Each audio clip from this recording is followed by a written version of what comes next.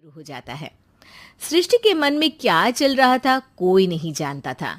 एक दिन माँ, सृष्टि के लिए एक लड़का देखा है। वो लोग शाम को उसे देखने आने वाले हैं। और हाँ माँ, एक खुशखबरी, मैं और पापा मिलकर एक नया बिजनेस ट्राई कर रहे हैं। शाम को लड़का आता है, सांवले रंग का। सृष्टि को तो बिल्कुल भी पसंद नहीं आता।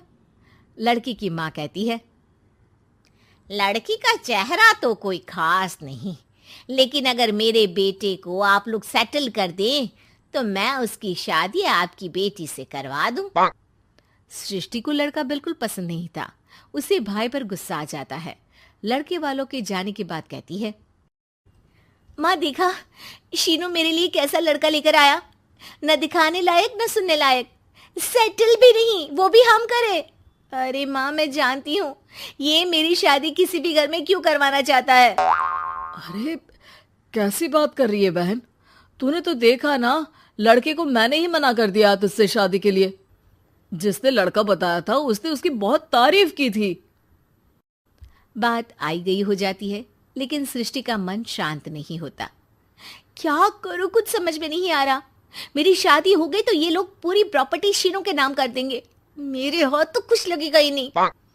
तभी सृष्टि को आइडिया आता है। वो किसी वकील को फोन करती है। जी देखिए, अगर आपके मम्मी पापा का तलाक हो जाता है तो आपके पिता की आधी प्रॉपर्टी आपकी माँ के नाम हो जाएगी।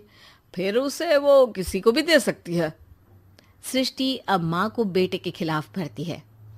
माँ, शीनू पर नजर रखा करो। वो जिस लड़की के प्यार में है ना, वो शादीशुदा है। यहाँ आएगी, सारा पैसा, रुपया, जमीन, जायदाद सब हड़प लेगी। पापा का भी हाल तुमसे छुपा नहीं है।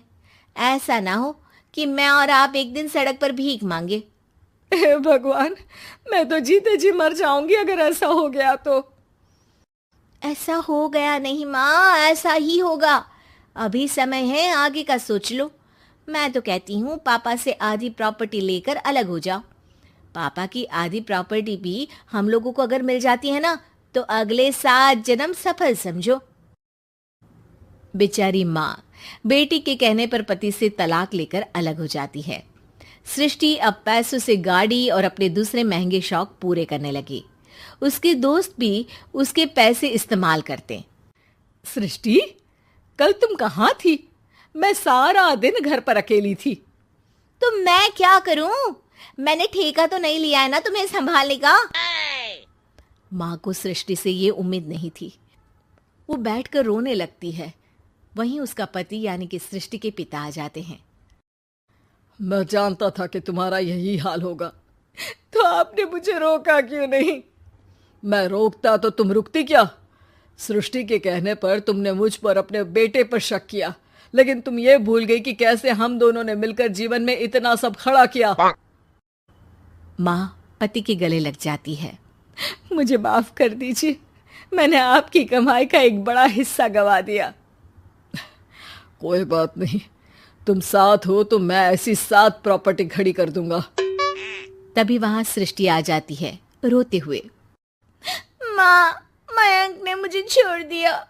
वो बोल रहा था जब तक मेरे पास पैसे थे तब तक ही वो मेरे साथ था। पापा, माँ, मुझे माफ कर दीजिए।